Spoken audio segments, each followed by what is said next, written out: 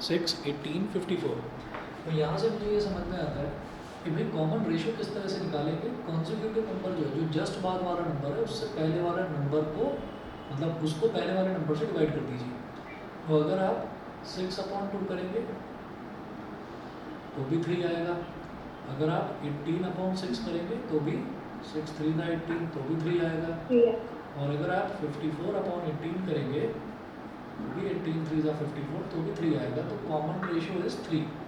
तो यहाँ पर क्या होता है, यहाँ पर एक टर्म जो होती है, एक कॉमन टर्म जिसको हम कॉमन रेशियो बोल देते हैं, वो कॉमन टर्म जो है वो मल्टीप्लाई होती चली जाती है ना। 2 3 6, 6 3 18, 18 3 54, तो ये मल्टीप्लाई होता चला जाता है।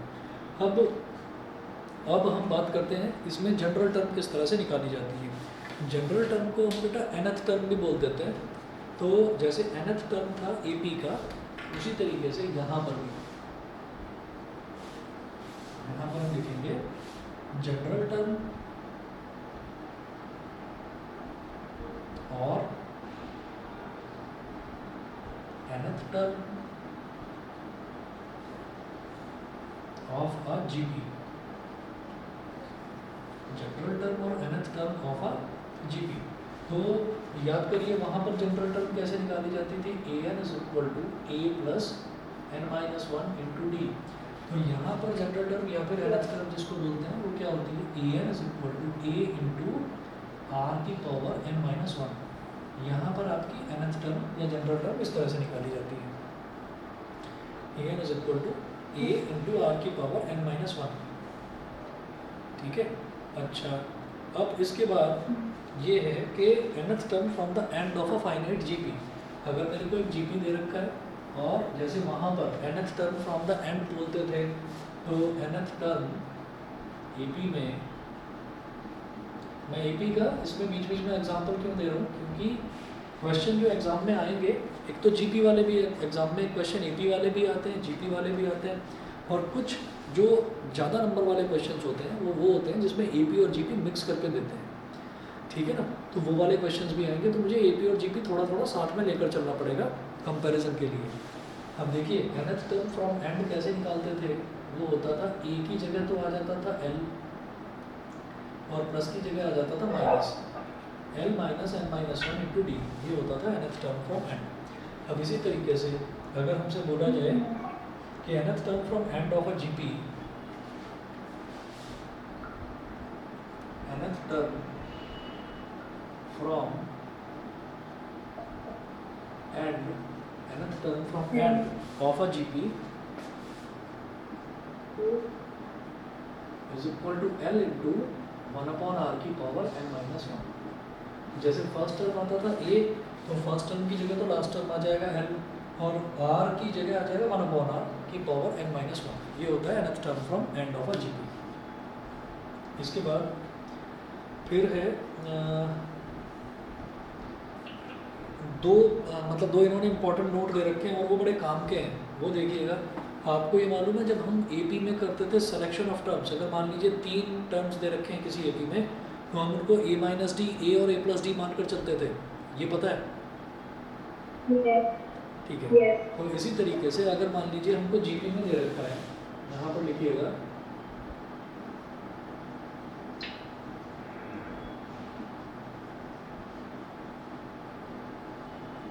selection of terms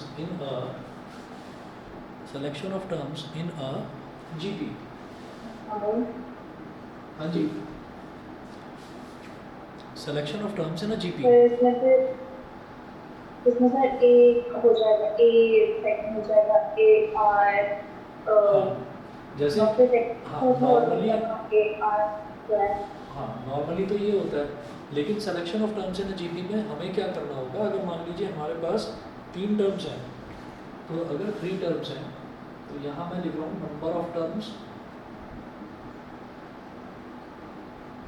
और यहाँ मैं लिख रहा हूँ टर्म्स, नंबर ऑफ टर्म्स और टर्म्स।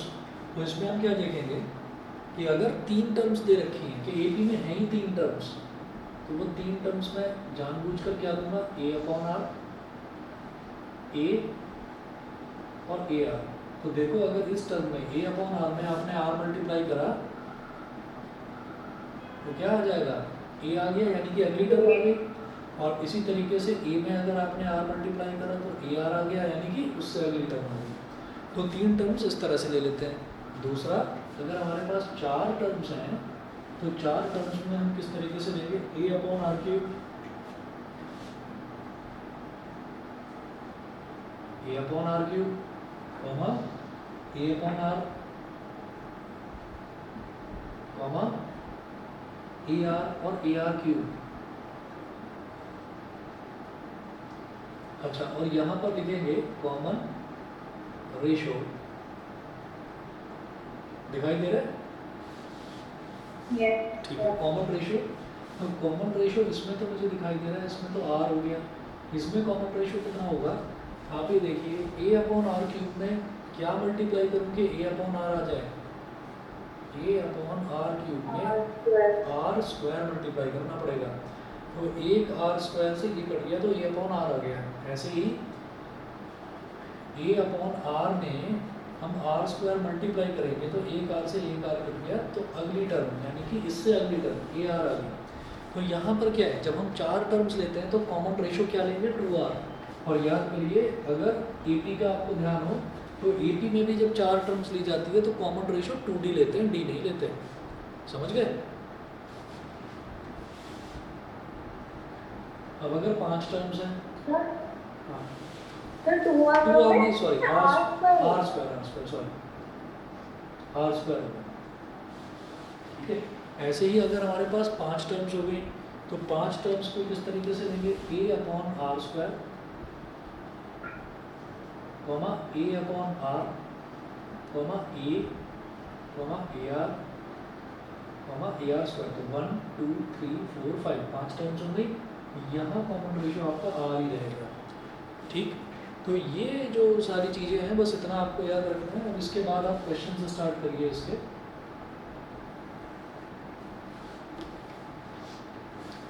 तो पेज नंबर 177 पर एग्जाम्पल नंबर 1 है।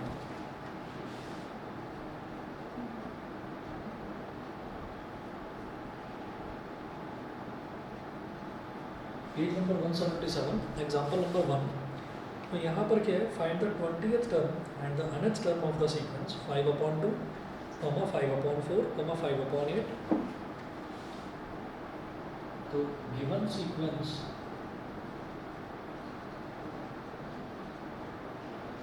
सीक्वेंस क्या है, 5/2 फर्स्ट पार्ट है इसका,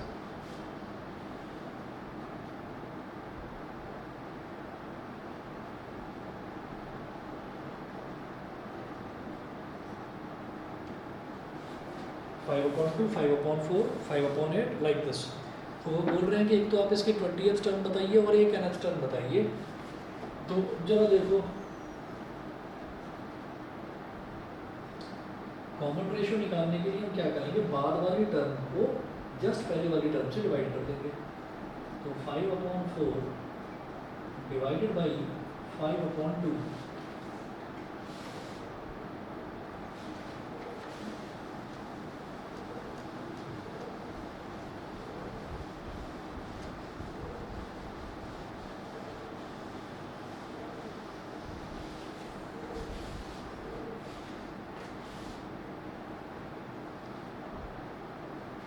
5/4 डिवाइडेड बाई 5/2। तो 5/4 मल्टीप्लाइड बाई 5/2 का क्या हो गया, 2/5। 5 से 5 कट गया, 2 1 2, 2 2 4। तो कॉमन रेशियो आर कितना हो गया, 1/2। ये 1/2 हो गया। तो वो बोल रहे हैं nth टर्म निकालिए। तो nth टर्म मतलब an is equal to A R की पावर n-1। तो a कितना है, a है हमारा ये पहला वाला जो टर्म है, दिस इज कॉल्ड a, 5/2 और 1/2 की पावर n-1। इसको क्या लिखेंगे, 5 की पावर 1 अपॉन 2 की पावर 1 मल्टीप्लाइड बाई 1 की पावर n-1 अपॉन 2 की पावर n-1। अगर 1/2 की पावर n-1 हो रही है तो इसका मतलब 1 की पावर भी n-1 और 2 की पावर भी n-1। 1 की पावर, हाँ 1 की पावर कुछ भी करो वो 1 ही रहता है। तो न्यूमरेटर में तो आ गया 5 और डिनोमिनेटर में टू की पावर 1 प्लस n माइनस 1। जब बेस सेम है तो पावर ऐड हो जाएंगी, समझ रहे हैं? Yes. माइनस 1 से प्लस 1 कैंसिल आउट हो गया, ये हो गया 5 अपॉन 2 की पावर n। तो ये हमारा क्या आ गया, nth टर्म आ गया 5 अपॉन 2 की पावर n। नाउ वो पूछ रहे हैं 20th टर्म, तो 20th टर्म का मतलब क्या है, A20। अब आपको क्या करना है भैया, आप an निकाल चुके हैं, nth टर्म आप निकाल चुके हैं, ये आपकी an आ गई। तो अब जब A20 पूछ रहे हैं तो इसी एक्सप्रेशन में आपको जहाँ पर n दिखाई दे रहा है वहाँ पर n की वैल्यू 20 डाल दो। तो 5 अपॉन 2 की पावर 20, 5 अपॉन 2 की पावर 20, ये 20th टर्म आ गई। अब क्या है कि ये जो 2 की पावर इतनी बड़ी आती है ना, 2 की पावर 10 तक तो चलो कर लो, लेकिन 2 की पावर 20 आ गई तो उसको करने की ज़रूरत नहीं है, वो वही छोड़ दीजिए, समझ गए? तो क्वेश्चन इसी Yes. फॉर्म में छोड़ दीजिए, 5 अपॉन 2 की पावर 20। उसके बाद देखिए सेकंड पार्ट दे रखा है, which term of the sequence.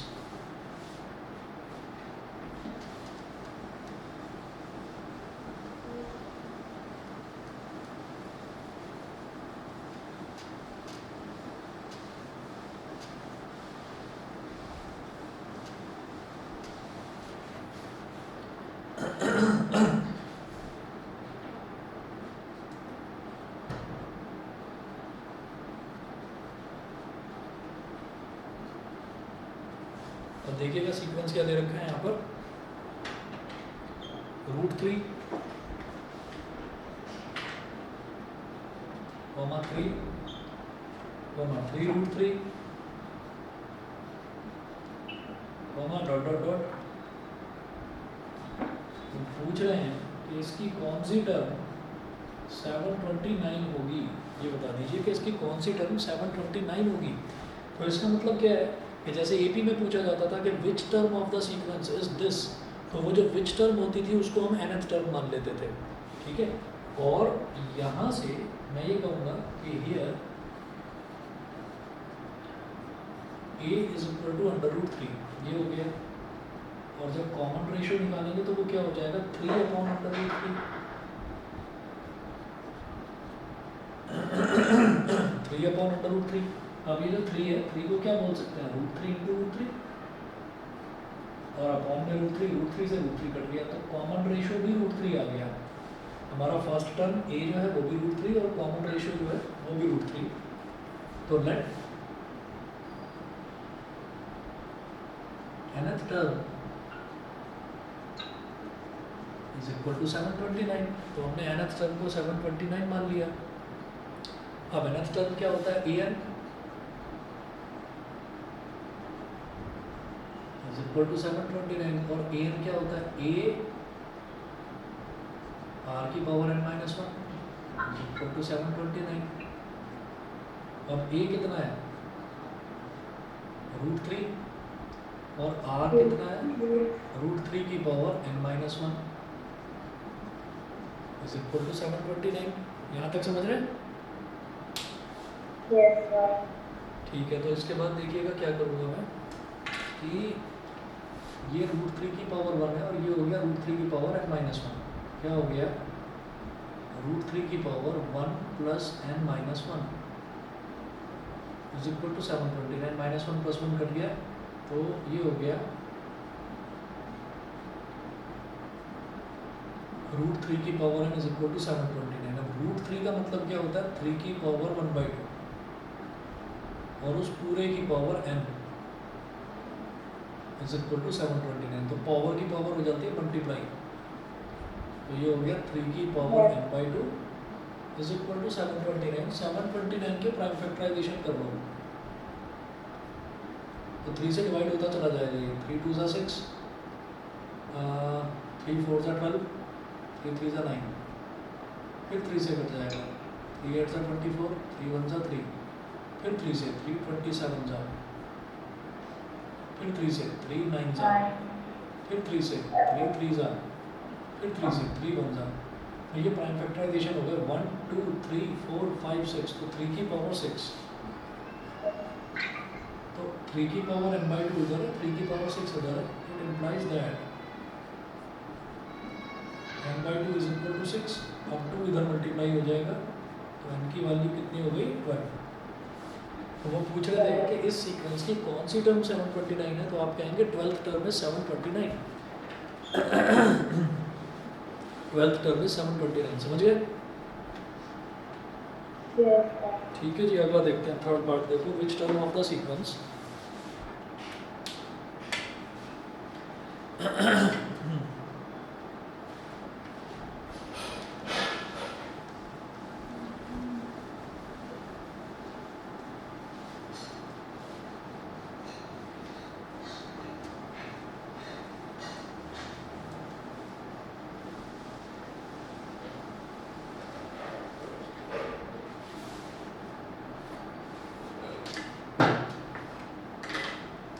Which term of the sequence is 512 upon 729।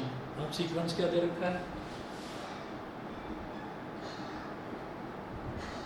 Third part में जो सीक्वेंस है वो है 18 माइनस 12 8।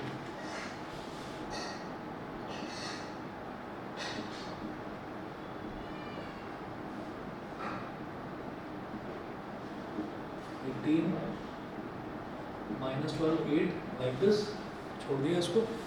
और वो बोल रहे हैं कि इसकी कौन सी टर्म है 512 अपॉन 729। तो इधर पहले a निकालिए, a कितना है 18, फिर r निकालो, r क्या होगा this upon this minus 12 upon 18, 6 2 12, 6 3 18, तो r हो गया माइनस 2/3, a हो गया 18। लेट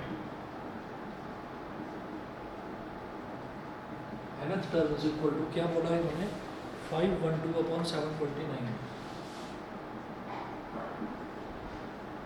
512 अपॉन 729, nth टर्म क्या होता है an an is equal to 512 upon 729।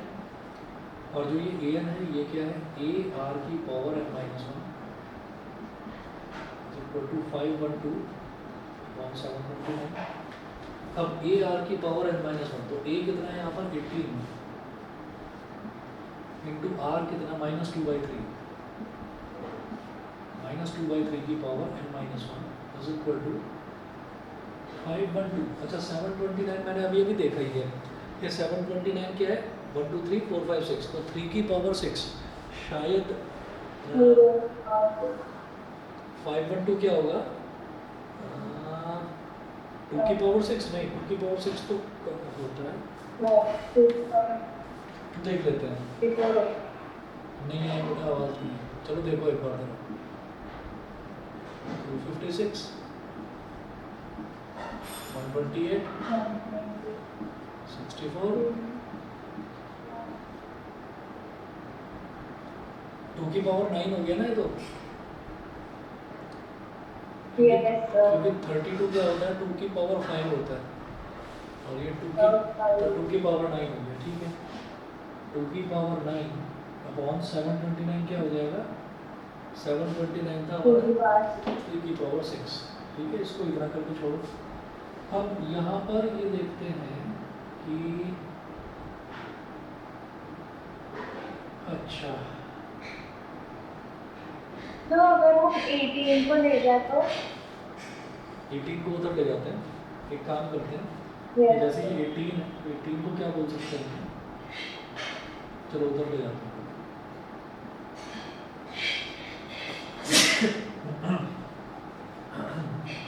तो 18 होता है 9 इंटू 2, और ये हो गया माइनस 2 अपॉन 3 की power n minus 1 is equal to 2 की पावर 9 अपॉन 3 की पावर 6। अब इस 9 को तो इधर ले जाओ, और 2 से 1 ये कट गया तो 2 की पावर 8 आ गया, इधर तो 2 की पावर 8 हो गया, बीच वाला घटा रहा हूँ।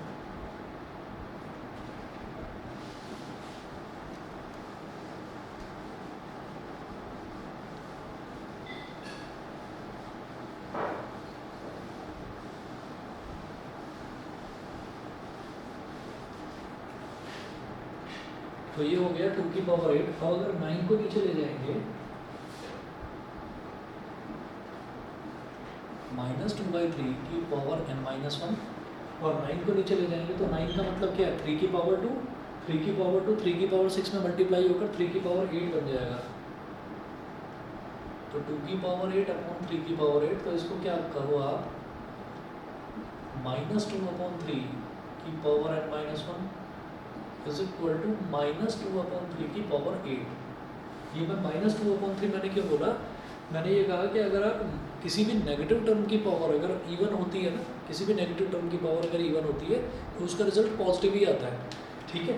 तो अगर मैं -3 का स्क्वायर करूँगा, यानी कि मैं उसकी पावर इवन ले रहा हूँ, -3 का स्क्वायर करूँगा तो भी +9 और +3 का स्क्वायर करूँगा तो भी +9। तो नेगेटिव टर्म की अगर इवन पावर है तो वो भी पॉजिटिव ही आती है, तो इसलिए -2 अपॉन 3 बोल दिया। अब क्यों बोला है वो आप समझ गए होंगे, ताकि मैं n-1 को सीधा सीधा 8 के इक्वल रख सकूँ।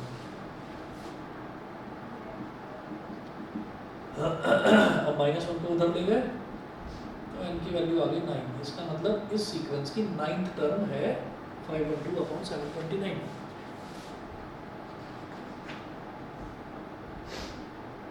उसके बाद अगला देखिए, find the 5th term from the end of the sequence, example number 2।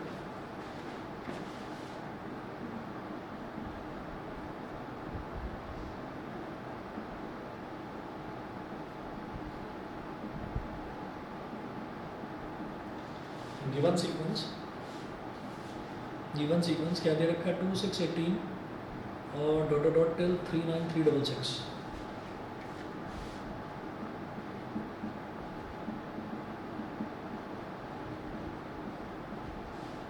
तो ये हमारा जो फर्स्ट टर्म है ए, ये तो हो गया 2, और जो कॉमन रेशियो है आर, तो क्या हो गया 6/2, 2 1 2, 2 3 6 यानी कि 3।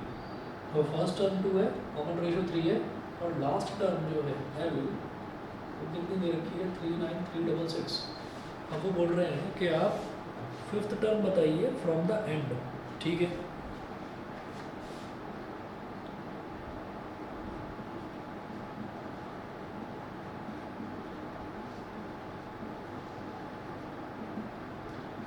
L इंटू 1 अपॉन आर की पावर n-1। L क्या है 3 9 3 6 6 इंटू 1 अपॉन 3 की पावर 5th टर्म है ना, तो 5 - 1, 5th टर्म फ्रॉम एंड, तो 5 - 1। अब कैसे करेंगे भाई इसको,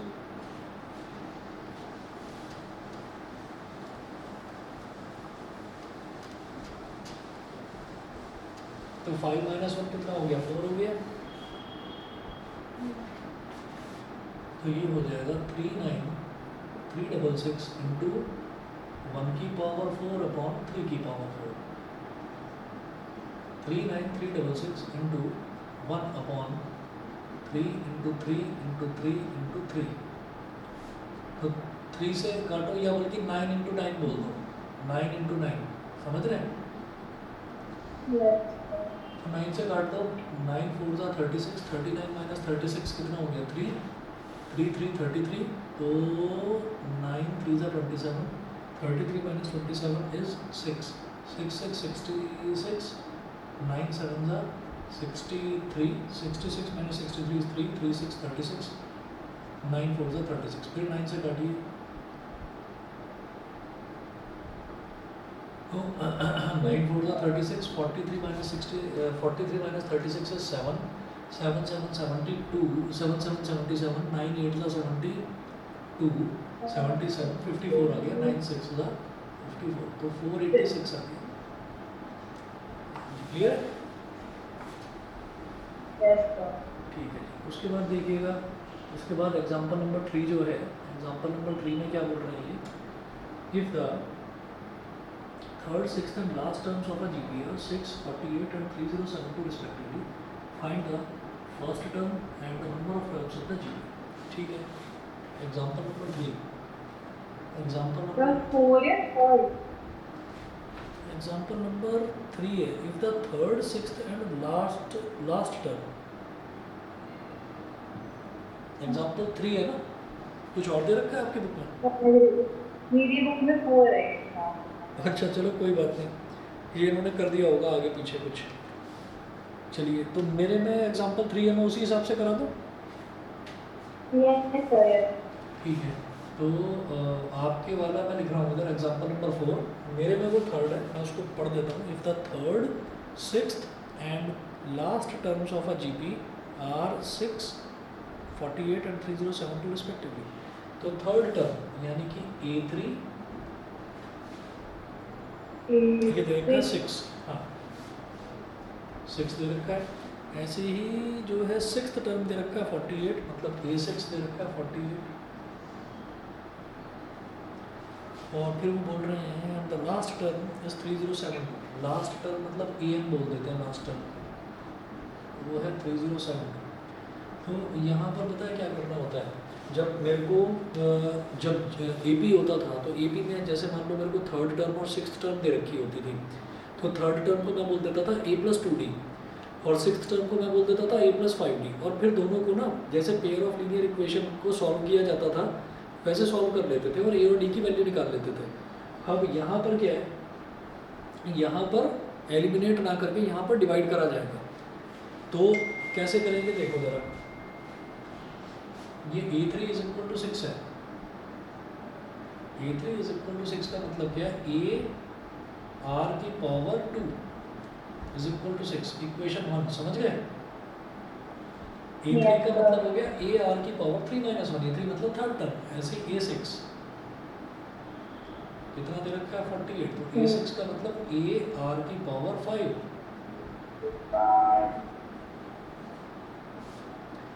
बड़ी वैल्यू को छोटी वैल्यू से डिवाइड कर दीजिए। डिवाइड इक्वेशन 2/1, यहाँ पर डिवाइड करा जाता है, वहाँ एलिमिनेट करा जाता था AP में। तो डिवाइड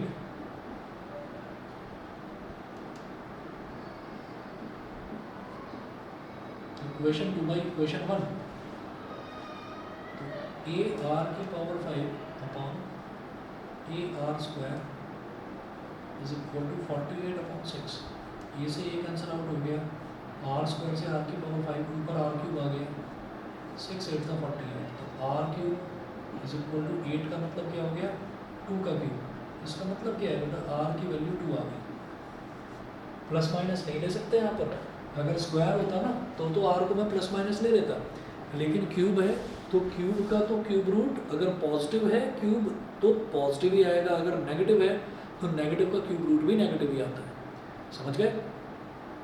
चलिए जी, तो हमारे पास कॉमन रेशो आ गया। अब उन्होंने बोला कि उसकी जो लास्ट टर्म है वो 3072 दे रखी है, वो कह रहे हैं find the first term and the number of terms in the GP। एक तो A निकालना है और एक N निकालना है।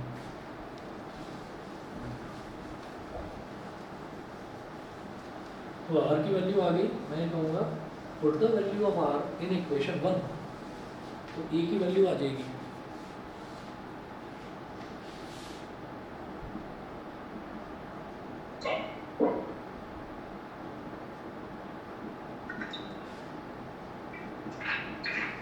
R की वैल्यू को इक्वेशन 1 में डाल दीजिए, तो AR² इज इक्वल टू 6।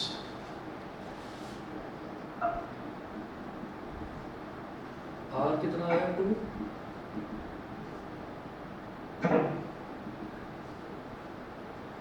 6/4, तो 2 3 6, 2 2 4, तो A की वैल्यू आ गई 3/2।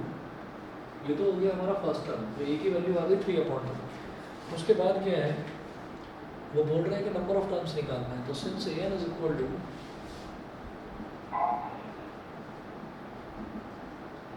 3072, तो AR⁴ n-1 is equal to 3072, तो A कितना है 3/2 और R कितना है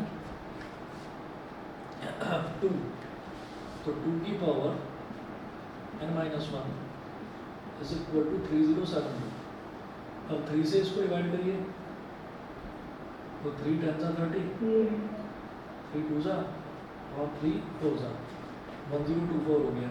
अब क्या करिए, ये 2 जो है ये इधर 2⁴ है, तो ऊपर जाएगा तो क्या बन जाएगा 2⁴ n-1 और 1024 क्या होता है 2⁴ 10, 2⁴ 10 होता है 1024। तो ये हो गया 2⁴ n-2 इज इक्वल टू 2⁴ 10, तो n-2 इज इक्वल टू 10, तो n कितना हो जाएगा 12। नंबर ऑफ टर्म्स हमारे पास आ गया फिर 12। ठीक है जी। और इसके बाद के फिर क्वेश्चंस कुछ करोगे ट्राई अपने आप? यस सर मैं कर लेंगी। एक्सरसाइज 6.4 में देखिए वैसे तो 16 क्वेश्चंस हैं, 2, 3, 4 जहाँ तक आपसे हो जाए वहाँ तक ट्राई करिए, और जहाँ पर अटकोगे वो मुझे बताना, ठीक है? तो हो सकता है कुछ क्वेश्चंस ना हो पाए, मुझे बता देना, नेक्स्ट क्लास में मैं करवाऊँगा, ठीक है? ओके। चलिए जी फिर, ओके। सर एक और एक चीज़ बस पूछनी थी मुझे। हाँ बताओ। सर मेरी बुक में जो ये एक्सरसाइज है ना